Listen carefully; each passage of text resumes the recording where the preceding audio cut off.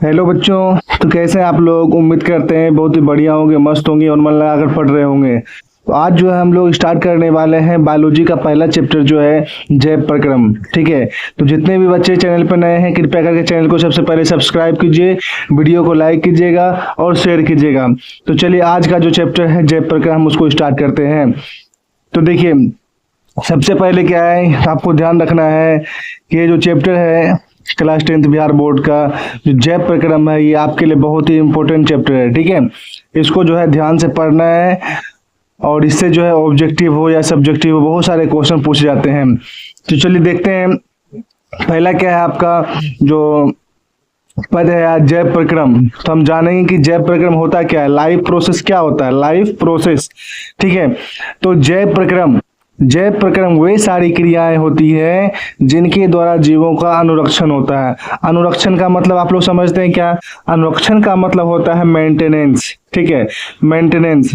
ठीक है, वे सारी क्रियाएं जिनके द्वारा जीवों का मेंटेनेंस होता है। मेंटेनेंस का मतलब क्या हुआ कि हमारे शरीर में बहुत सारे बॉडी पार्ट्स है ना, तो ये सब बॉडी पार्ट्स क्या होता है, अपनी अपनी क्रियाएं करती है, बहुत सारी क्रियाएं करती है। पोषण होता है, उत्सर्जन होता है, श्वसन होता है, परिवहन होता है। तो इन सभी चीज को जो संचालित करते हैं, जो भी अंग होते हैं संचालित करने वाले, ठीक है, उनका मेंटेनेंस होना बहुत ही जरूरी है कि नहीं? अगर मान लीजिए आपका आँख है, ठीक है, हृदय है, किडनी, लीवर, आंत है, कुछ भी है, तो सही ढंग से काम कब करेगा? सही ढंग से काम तभी करेगा जब उसका क्या होगा, मेंटेनेंस होगा। क्या होगा? मेंटेनेंस होगा, जिसको हम लोग क्या बोलते हैं, अनुरक्षण बोलते हैं। ठीक है, तो जितनी सारी भी प्रक्रियाएं होती है जिससे कि मेंटेनेंस होता है उसे हम लोग क्या कहते हैं, जैव प्रक्रम कहते हैं। क्या कहते हैं? जैव प्रक्रम कहते हैं। ठीक है, तो देखिए जैव प्रक्रम में क्या होता है, जैव प्रक्रम जो है ना, तो जैव प्रक्रम में बहुत सारी क्रियाएं होती है। जैसे कि आपका हो गया पोषण। ठीक है, जैसे आपका हो गया पोषण, तो पोषण, श्वसन, उत्सर्जन, ये सब क्या जैव प्रक्रम ही है। ठीक है, लेकिन हमें सबसे पहले पढ़ना किसके बारे में? पोषण के बारे में पढ़ना है। किसके बारे में पढ़ना है? पोषण के बारे में पढ़ना है। ठीक है, तो जैव प्रक्रम का जो पहला भाग है वो क्या है? पोषण है। क्या है? पोषण है। ठीक है, तो पोषण के बारे में हम लोग पढ़ेंगे कि पोषण क्या होता है। ठीक है,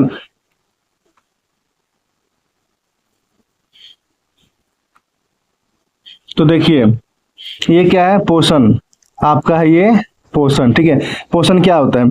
तो पोषण वह विधि है जिससे जीव पोषक तत्वों को ग्रहण कर उसका उपयोग करते हैं। क्या कहलाता है? पोषण कहलाता है। ठीक है, आए बात समझ में? पोषण कहने का मतलब जैव प्रक्रिया जो है ना, ये जैव प्रक्रम है ना, इसका वह भाग है या वह विधि कह सकते हैं जिससे जीव क्या करता है, भोज्य पदार्थ से, जो भोज्य पदार्थ है उससे पोषक तत्वों को, या इस यहाँ पर थोड़ा आप ऐड कर लेंगे तो और बेहतर हो जाएगा यहाँ पे, जिससे जीव जो है किसको करता है, भोज्य पदार्थ। ठीक है, भोज्य पदार्थ से, भोज्य पदार्थ से पोषक तत्वों को ग्रहण कर उसका उपयोग करते हैं, उसे क्या कहते हैं? पोषण कहते हैं। ठीक है, अब क्या है देखिए पोषण की विधियां, पोषण की कौन कौन सी विधियां होती है। ठीक है, तो याद रखना है कि जीवों में जो पोषण होते हैं मुख्यतः दो तरह के होते हैं, दो विधियां होती है। पहला होता है स्वपोषण, दूसरा होता है परपोषण। ठीक है, आए बात समझ में? पहला क्या होता है? स्वपोषण, दूसरा क्या होता है? परपोषण। ठीक है, तो ये आपको बात समझ में आ गई कि पोषण की जो विधियां होती है, कितनी विधियां होती है? दो विधियां होती है, स्वपोषण और परपोषण। ठीक है, तो दोनों के बारे में हम लोग डिटेल से पढ़ लेंगे। तो देखिए यहाँ पे ये जो है क्या है? स्वपोषण। पहला आपका है स्वपोषण। तो पोषण की वह प्रक्रिया जिसमें जीव अपने भोजन के लिए अन्य जीवों पर निर्भर न रहकर भोजन स्वयं संश्लेषित करते हैं। ठीक है, मतलब पोषण के लिए क्या करते हैं, जीव दूसरे पर निर्भर नहीं रहते हैं, खुद अपना भोजन बनाते हैं, खुद अपना भोजन का संश्लेषण करते हैं। ठीक है, ऐसी प्रक्रिया को हम लोग क्या कहते हैं? स्वपोषण कहते हैं। ऐसे पोषण को क्या कहते हैं?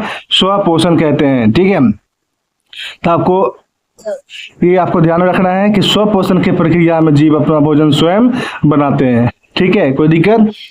अब परपोषण क्या है? तो परपोषण जो है वह प्रक्रिया है जिसमें जीव अपना भोजन स्वयं संश्लेषित न कर, मतलब स्वयं न बनाकर किसी न किसी रूप में अन्य स्रोतों से प्राप्त करते हैं। ठीक है, मतलब परपोषण की प्रक्रिया में क्या होता है, जीव अपना भोजन स्वयं नहीं बनाता है, वो किसी अन्य स्रोत से भोजन को प्राप्त करता है। ठीक है, तो पोषण की इस प्रक्रिया को हम लोग क्या कहते हैं, परपोषण कहते हैं। क्या कहते हैं, परपोषण कहते हैं। ठीक है, तो हम लोग देखेंगे, तो इसमें ध्यान देना आपको, स्वपोषण की जो प्रक्रिया होती है, ठीक है, इसका क्या क्या एग्जाम्पल हो सकता है। ठीक है, तो देखिए, ये देखिए आपके सामने है, ये है ना, देखेंगे यहाँ पे यह है प्रकाश संश्लेषण की क्रिया, आप देखेंगे। ठीक है, ये क्या है, प्रकाश संश्लेषण की क्रिया। ठीक है, तो प्रकाश संश्लेषण की क्रिया में क्या होता है, ये पौधा है, हरे पौधे हैं, क्या है, हरे पौधे हैं, वायुमंडल से क्या लेता है, कार्बन डाइऑक्साइड, सूर्य से क्या लेता है, सूर्य का प्रकाश, और यहाँ पे जो मिट्टी से जो है क्या लेता है, जल लेता है। ठीक है, तो सूर्य के प्रकाश की उपस्थिति में वायुमंडल से कार्बन डाइऑक्साइड और मिट्टी से जल और खनिज लवण लेकर पौधे क्या करते हैं, भोजन तैयार करते हैं। ठीक है, ग्लूकोज तैयार करते हैं, क्या तैयार करते हैं, ग्लूकोज तैयार करते हैं, भोजन तैयार करते हैं, जिसे कार्बोहाइड्रेट कहते हैं, और ऑक्सीजन गैस को छोड़ते हैं। तो पौधे द्वारा जो भोजन बनाने की प्रक्रिया होती है उसे हम लोग क्या कहते हैं, उसे कहते हैं प्रकाश संश्लेषण कहते हैं। क्या कहते हैं, प्रकाश संश्लेषण कहते हैं। ठीक है, तो देखते हैं इसको डिटेल्स में, प्रकाश संश्लेषण क्या है। ठीक है, तो सूर्य की ऊर्जा की सहायता से प्रकाश संश्लेषण में सरल अकार्बनिक अणु कार्बन डाइऑक्साइड और जल का पादप कोशिकाओं में स्थिरीकरण कार्बनिक अणु ग्लूकोज कार्बोहाइड्रेट में होता है। मतलब अकार्बनिक अणु है, ये अकार्बनिक अणु जैसे कि हो गया आपका कार्बन डाइऑक्साइड और जल। ठीक है, ये क्या होता है, सरल होते हैं, क्या होते हैं, सरल होते हैं। ठीक है, लेकिन आपको ध्यान रखना है, ये क्या है, carbon dioxide CO2 plus H2O। ठीक है, ये दोनों जब मिल जाते हैं किसका निर्माण करते हैं, ग्लूकोज का निर्माण करते हैं। ठीक है, और ये पादप कोशिकाओं में होती है। ठीक है, अब देखना है ये जो प्रकाश संश्लेषण की जो प्रक्रिया होती है उसके लिए क्या क्या जरूरत होती है। तो प्रकाश संश्लेषण के लिए आवश्यक पदार्थ कौन कौन से हैं, इसको भी ध्यान रखना है, क्योंकि एग्जाम में है 2-3 नंबर का आपको पूछ सकता है। ठीक है, कह रहा है कि प्रकाश संश्लेषण के लिए 4 पदार्थों की आवश्यकता होती है। कितने पदार्थ की आवश्यकता होती है, 4। पहला है आपका पर्णहरित या क्लोरोफिल। याद रखना है कि वैसे पदार्थ जो हरे रंग का होता है जिसमें क्लोरोफिल या पर्णहरित पाया जाता है, वही पदार्थ प्रकाश संश्लेषण के लिए क्या होता है, आवश्यक होता है। ठीक ना, वो प्रकाश संश्लेषण क्रिया में क्या करता है, भाग लेता है। दूसरा है कार्बन डाइऑक्साइड। ठीक है, तीसरा है जल, और चौथा जो सबसे मेन इंपॉर्टेंट है, सूर्य के प्रकाश की उपस्थिति। ठीक है, इन चारों की उपस्थिति में ही क्या होता है, ठीक है, प्रकाश संश्लेषण की क्रिया संपन्न होती है। ठीक है, आपको बात समझ में आ गया कि प्रकाश संश्लेषण की प्रक्रिया में जो है इन सभी चीज़ों का होना बहुत ही जरूरी है, और यही जो है ना स्वपोषण के लिए उत्तरदायी होता है। ठीक है, स्वपोषण के लिए उत्तरदायी कौन होता है, तो प्रकाश संश्लेषण की प्रक्रिया। ठीक है, आप देखिए, तो आप जान लेते हैं उपापचय, है ना, उपापचय क्या होता है, तो सजीव के शरीर में होने वाले सभी प्रकार की रासायनिक क्रियाएं क्या कहलाती है, उपापचय कहलाती है। जितनी सारी रासायनिक प्रक्रियाएं हो रही है हमारे शरीर में, ठीक है, जितनी सारी रासायनिक क्रियाएं जो भी घटित हो रही है हमारे शरीर के अंदर विभिन्न अंगों के द्वारा, तो वो क्या कहलाता है, उपापचय कहलाता है। क्या कहलाता है, उपापचय कहलाता है। और इस प्रक्रिया में जो है देखिए, अमीनो अम्ल से प्रोटीन का निर्माण हो रहा, ग्लूकोज से ग्लाइकोजन का निर्माण हो रहा, ये सब क्या कहलाता है, ये सब कहलाता है आपका उपापचय। क्या कहलाता है, उपापचय। ऐसी प्रक्रिया को क्या कहते हैं, उपापचय कहते हैं। क्या कहते हैं, उपापचय। ठीक है, क्या कहते हैं, उपापचय। ठीक है, यहाँ तक कोई दिक्कत, मुझे उम्मीद है कि आपको वीडियो पसंद आ रहा होगा, और एकदम बेसिक से जो है ना पूरा सिलेबस आपको कंप्लीट किया जाएगा। आपको ध्यान में रखना है इस बात को। ठीक है, आपका एक भी नंबर जो है छूटने नहीं देंगे, आप बोर्ड में 100 आउट ऑफ 100 करेंगे। ठीक है, चलिए आगे देखते हैं, आगे बढ़ते हैं। क्या है, क्या भाई आगे, तो आगे हम लोग पढ़ने वाले हैं, क्या पढ़ने वाले हैं, परपोषण के प्रकार। ठीक है, परपोषण के प्रकार। स्वपोषण तो पढ़ लिया कि स्वपोषण जो होता है हरे पेड़ पौधों में होते हैं, जिसमें कि प्रकाश संश्लेषण की प्रक्रिया होती है। लेकिन परपोषण भी तो पढ़ना है कि परपोषण कितने प्रकार के होते हैं। तो याद रखना है कि परपोषण मुख्यतः कितने प्रकार के होते हैं, 3 प्रकार के होते हैं। ठीक है, कितने प्रकार के होते हैं, 3 प्रकार के होते हैं, ठीक है, याद रखना है। तो देखिए क्या है, देखिए तो पहला क्या है आपका मृतजीवी पोषण। क्या है? मृतजीवी पोषण। तो पोषण की वह विधि जिसमें जीव अपने भोजन के लिए मृत जंतुओं और पौधों को शरीर से अपने शरीर की सतह से घुलित कार्बनिक पदार्थों के रूप में अवशोषित करते हैं, उसे मृतजीवी पोषण कहते हैं, ठीक है। जैसे क्या होता है, कवक बैक्टीरिया या कुछ प्रोटोजोआ, ठीक है। ये देखिए क्या है, ये जो जीव है कवक बैक्टीरिया प्रोटोजोआ, ये क्या करता है, भोजन के लिए मृत जंतु हो या पेड़ पौधों के शरीर से क्या करता है, अपने शरीर की सतह से घुलित कार्बनिक पदार्थों के रूप में क्या करता है, अवशोषित कर लेता है। तो इसीलिए जो है ना, इसे हम लोग क्या कहते हैं, मृतजीवी पोषण कहते हैं। तो मृतजीवी पोषण का एग्जाम्पल क्या क्या हो गया, कवक हो गया, बैक्टीरिया हो गया और प्रोटोजोआ हो गया, ठीक है। अब दूसरा क्या है, दूसरा देखिए आपका है परजीवी पोषण। क्या है? परजीवी पोषण। दूसरा क्या है आपका, परजीवी पोषण। तो परजीवी पोषण क्या होता है कि पोषण की वह विधि जिसमें जीव अपने पोषण के लिए दूसरे प्राणी के संपर्क में अस्थायी या अस्थायी रूप से रहकर उससे अपना भोजन प्राप्त करते हैं, उसे क्या कहते हैं, परजीवी पोषण कहते हैं। क्या करते हैं, परजीवी पोषण कहते हैं। मतलब आई बात समझ में कि पोषण के लिए दूसरे प्राणी के संपर्क में आते हैं या अस्थायी या अस्थायी रूप से, ठीक है, और उससे क्या करते हैं, अपना भोजन प्राप्त करते हैं, ठीक है। इसीलिए इसे क्या कहते हैं हम लोग, परजीवी पोषण कहते हैं। तो परजीवी पोषण का उदाहरण क्या हो गया, परजीवी कवक हो गया, ठीक है, जीवाणु हो गए, गोलकृमि हो गए, हुकवर्म हो गए, मलेरिया परजीवी। तो याद रखना है, मलेरिया को उत्पन्न करने के लिए कौन सा परजीवी होता है, जिसे हम लोग कहते हैं प्लाज्मोडियम। क्या कहते हैं, प्लाज्मोडियम।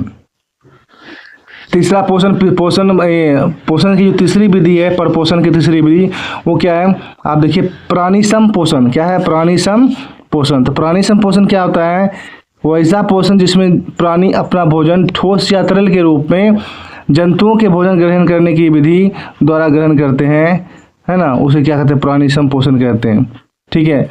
मतलब इसमें क्या हो गया आपका, अमीबा हो गया, मेढक हो गया और मनुष्य हो गया, ठीक है। ये क्या हो गया आपका, प्राणिसम पोषण का उदाहरण हो गया, ठीक है, जिसमें प्राणी अपना भोजन ठोस या तरल के रूप में क्या करते हैं, प्राप्त करते हैं, ठीक है। याद रखना है, जैसे अमीबा, मेढक, मनुष्य आदि, ठीक है। कुछ महत्वपूर्ण चीज़ भी है कि परपोषी जीव पारिस्थितिकी तंत्र में अपघटक परजीवी उपभोक्ता के रूप में महत्वपूर्ण भूमिका निभाते हैं, ठीक है।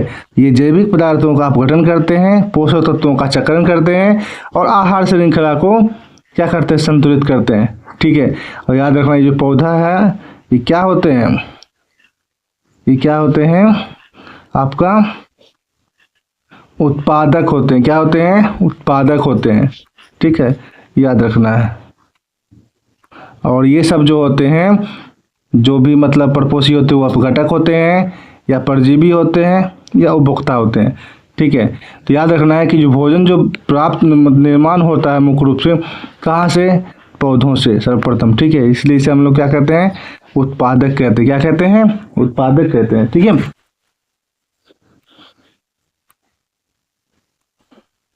अब आगे देखते हैं, आगे क्या है, ये पोषण तो पढ़ लिया हमने, है ना, स्वपोषी परपोषी, यानी स्वपोषण परपोषण की विधियां भी हम लोग पढ़ ली, ठीक है। अब देखना है यहाँ पे जो मुख्य चीज़ें हैं, ठीक है, देखना आपको क्या है, अमीबा में पोषण। क्या देखना है, अमीबा में पोषण। तो अमीबा क्या है, अमीबा एक सरल प्राणी समपोषी जीव है। यह मृदु जलीय एक कोशिकीय और निश्चित आकार का प्राणी है और इसका आकार कूटपादों के बनने और बिगड़ने के कारण बदलता है। तो अमीबा जो होता है कैसा जीव है, अमीबा जो है ना एक कोशिकीय जीव होता है और इसका निश्चित आकार नहीं होता है, ये अनिश्चित होता है। और इसमें क्या होता है, कूटपाद होते हैं, कूटपाद बनते हैं और बिगड़ते हैं, जिसके कारण इसका आकार भी क्या होता है, बदल जाता है, ठीक है। तो देखिए यहाँ पे क्या है, ये अमीबा का भोजन। अमीबा का भोजन क्या क्या होता है, तो अमीबा का जो भोजन होता है शैवाल के छोटे छोटे टुकड़े होते हैं, बैक्टीरिया होते हैं, डायटम होते हैं, अन्य कोशिकीय जीव होते हैं, मृत कार्बनिक पदार्थ के छोटे छोटे टुकड़े भी हो सकते हैं, ठीक है। तो ये आपका हो गया अमीबा का भोजन। अब अमीबा में जो पोषण की प्रक्रिया होती है वो कैसे होती है, तो याद रखना है कि अमीबा में जो पोषण की प्रक्रिया होती है वो 3 चरणों में होती है। पहला है अंतर्ग्रहण, दूसरा है पाचन और तीसरा है बहिष्करण। कहने का मतलब क्या हो गया कि अमीबा में पोषण जो है अंतर्ग्रहण, पाचन और बहिष्करण क्रियाओं द्वारा पूर्ण होता है। ठीक है, अब ये कैसे पूर्ण होता है, तो पहला क्या है अंतर्ग्रहण। ठीक है, अमीबा में भोजन अंतर्ग्रहण के लिए मुख जैसा कोई निश्चित स्थान नहीं होता है, बल्कि यह शरीर के सतह के किसी भी स्थान से हो सकता है। ठीक है, मतलब अमीबा में कोई मुख्य रूप से ऐसा नहीं होता मुंह होता है जो जिसे खाएगा पिएगा, कुछ नहीं, उसके शरीर के सतह में किसी भी स्थान से जो है ना वो अंतर्ग्रहण कर सकता है। ठीक है, अमीबा भोजन के लिए बिल्कुल समीप होता है, तब अमीबा भोजन के चारों ओर कूटपादों का निर्माण करता है। ठीक है, कूटपादों का देखिए यहाँ पे देखिएगा, पिक्चर में देखिएगा, ये क्या है, अमीबा है। ठीक है, अमीबा भोजन के पास पहुंचा। ठीक है, और जैसे ही भोजन के पास पहुंचता है, देखिए ये जो कूटपाद है ना, ये इसको बढ़ाना चालू कर दिया। ठीक है, अमीबा भोजन के चारों ओर कूटपादों का निर्माण करता है। ठीक है, कूटपाद तेजी से बढ़ते हैं और भोजन को पूरी तरह से क्या करते हैं, घेर लेते हैं। धीरे धीरे कूटपादों के सिरों तक फिर पार्श्व आपस में जुड़ जाते हैं। ठीक है, तो देखिए तो क्या किया यहाँ पे, ये जो धीरे धीरे कूटपाद है सिरे फिर पार्श्व आपस में जुड़ जाते हैं। इस तरह भोजन जो है एक भोजन रसधानिका का निर्माण हो जाता है, जिसमें भोजन के साथ जल भी होता है। ये क्या किया यहाँ पे, इस कूटपाद को क्या किया, देखिए कूटपाद से क्या किया, भोजन को घेर लिया। ये भोजन इसको घेर लिया, कूटपाद भोजन को चारों ओर से क्या करता है, घेर लेता है। ठीक है, और कूटपाद के सिरों के आपस में जुड़ जाते हैं और भोजन रसधानिका बनाते हैं। क्या बन गया, भोजन रसधानिका। ठीक है, अब क्या होता है, देखिए दूसरा स्टेप है पाचन। पहला तो पढ़ लिया अंतर्ग्रहण, दूसरा क्या, पाचन। तो भोजन का पाचन भोजन रसधानिका में ही एंजाइमों के द्वारा होता है। तो जो यहाँ भोजन रसधानिका का निर्माण हुआ है, इसमें क्या होता है, एंजाइम के द्वारा क्या होता है, उसका पाचन स्टार्ट हो जाता है। ठीक है, भोजन का पाचन भोजन रसधानिका में एंजाइमों के द्वारा होता है तथा पचित भोजन कोशिका द्रव में अवशोषित हो जाता है। ठीक है, और जो पचित भोजन है वो कोशिका द्रव में क्या होता है, अमीबा के द्वारा अवशोषित हो जाता है और ऊर्जा को प्रदान करता है। ठीक है, अब जो लास्ट स्टेप है, तीसरा जो स्टेप इसका है वो क्या है, तो आपका है बहिष्करण। क्या होता है, बहिष्करण। तो जो भोजन पच गया उसके बाद जो भोजन बचा, अपचे भोजन के निकलने के लिए शरीर के किसी भाग में वो अस्थायी छिद्र का निर्माण होता है, जिससे अपचा भोजन बाहर निकल जाता है। ठीक है, यहाँ पे भोजन क्या हो गया आपका, पचा। ठीक है, जो भोजन नहीं पचा है मान लीजिए, तो भोजन क्या होगा, अमीबा अपने शरीर में कहीं भी क्या करेगा, कोई छिद्र करेगा और उसी छिद्र से क्या होगा, भोजन क्या होगा, बाहर निकल जाएगा। ठीक है, तो इसको क्या करना है, याद रखना है आपको कि अपचा भोजन जो होता है शरीर के किसी भाग में वो अस्थायी छिद्र द्वारा बाहर निकल जाता है। इस तरह से जो है अमीबा का जो पाचन है, ये पोषण है, वो क्या होता है, संपन्न होता है। ठीक है, तो अमीबा का जो पोषण हुआ वो कितने चरणों में हुआ, 3 चरणों में, है ना। कौन सा हुआ, अंतर्ग्रहण, पाचन और बहिष्करण।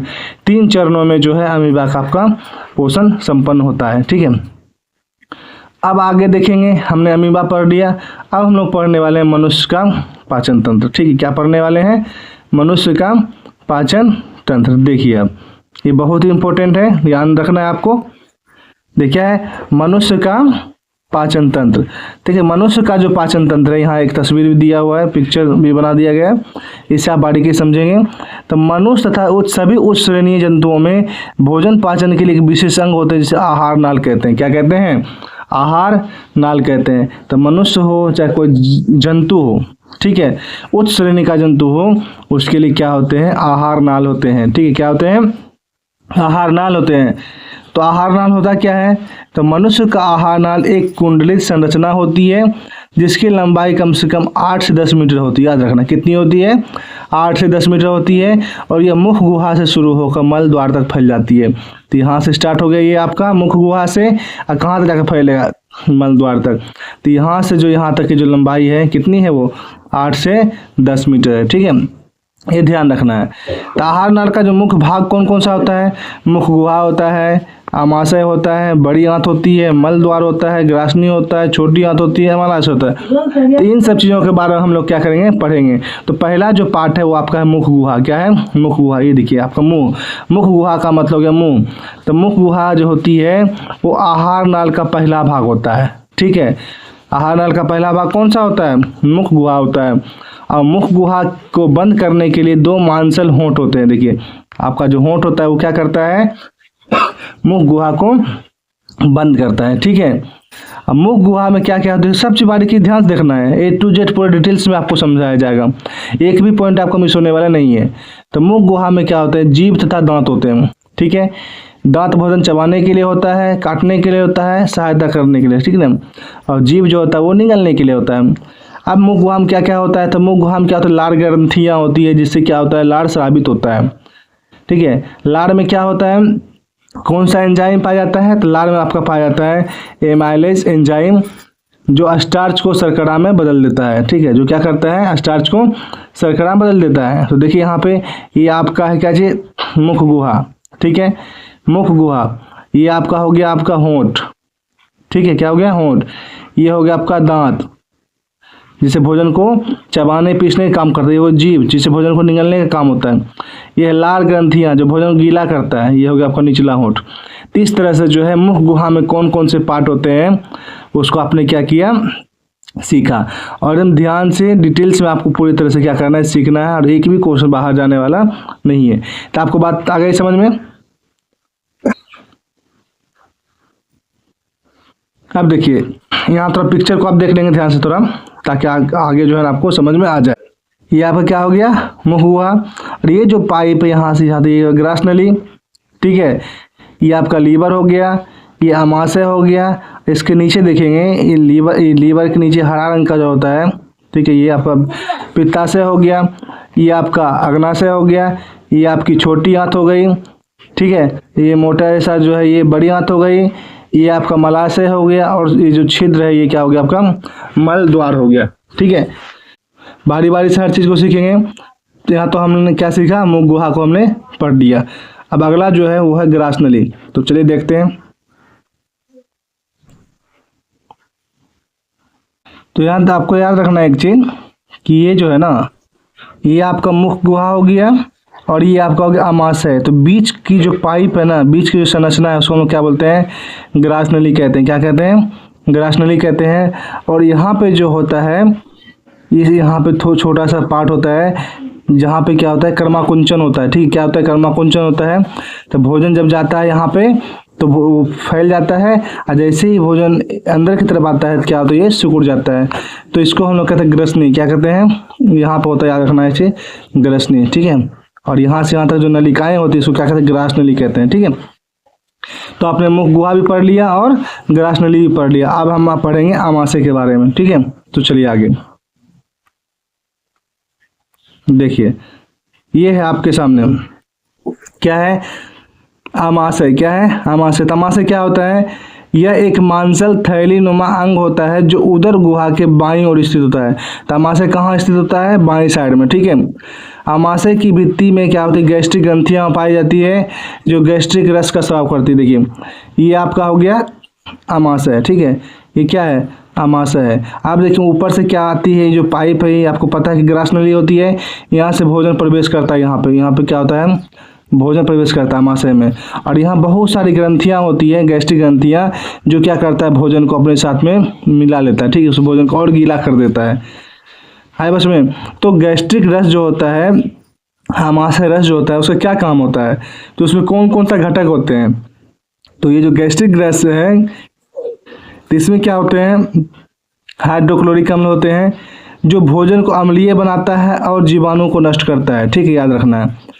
दूसरा है पेप्सिन एंजाइम होता है भोजन उसमें, आमाशय रस में, जो प्रोटीन का पाचन करता है।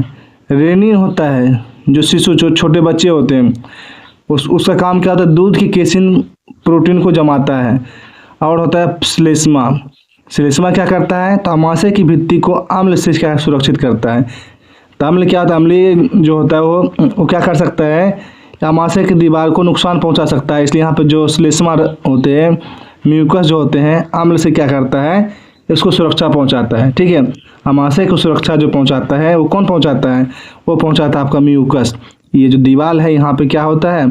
श्लेष्मा होते हैं, म्यूकस होते हैं, जो यहाँ पर अम्ल होते हैं ना, उससे क्या करता है? इसको सुरक्षा पहुंचाता है। ठीक है, तो आमाशय का काम क्या क्या हो गया? आमाशय का जो मुख्य काम क्या है? भोजन को अस्थायी रूप से संग्रहित करना। ठीक है, भोजन को मथ कर अर्धद्रव कायम बनाना, मतलब भोजन को थोड़ा क्या करता है? वो छोटे छोटे टुकड़ों में मतलब डिवाइड कर देता है। ठीक है, उसका चूर्ण बना देता है। भोजन को आरंभिक पाचन करना, भोजन को पचने के लिए क्या करता है? वो सहायता करता है। ठीक है, रोगाणुओं को नष्ट करना, कायम को थोड़े थोड़े भागों में क्या करना है? ग्रहणी में क्या करना है? भेजना है। ठीक है, अब देखिए आगे, तो हम लोग क्या पढ़ा? आमाशय पढ़ लिया। ठीक है, अब क्या पढ़ना है? छोटी आंत। क्या पढ़ना है? छोटी आंत। तो छोटी आंत, ठीक है, तो इसी तरह देखिए पिक्चर में आपको मैं दिखा देता हूँ, ऊपर मैंने आपको बताया था। देखिए ये हो गया आपका आमाशय, ये हो गया आपका आमाशय। आमाशय के बाद भोजन कहाँ जा रहा है? देखिए तो कहाँ जा रहा है? छोटी आंत में। ठीक है, तो छोटी आंत को देख लेते हैं। ये आपका है छोटी आंत। ठीक है,